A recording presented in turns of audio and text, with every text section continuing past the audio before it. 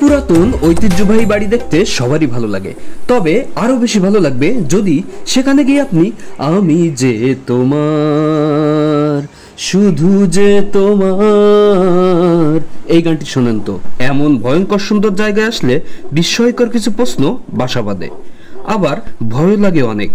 কে জানে হঠাৎ যদি ভুল করে ভুলভুলাইয়ের চন্দ্রমুখীর সাথে দেখা হয়ে যায়।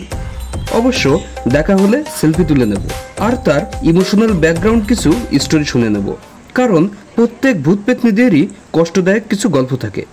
বাড়িতে ঝুল ময়লা দেখলে ভালো লাগে না, কিন্তু পুরাতন এই বাড়িগুলোর ভিতরে ঝুল ময়লা দেখতে অনেক সুন্দর লাগে।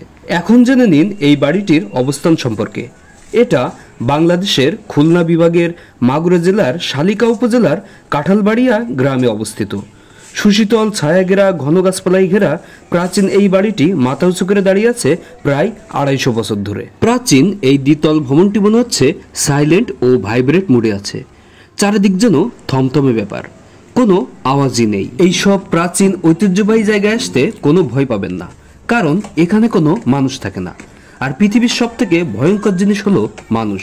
তাই আমি মনে করি মানুষ না থাকায় এই জায়গাগুলো অত্যন্ত সেফ।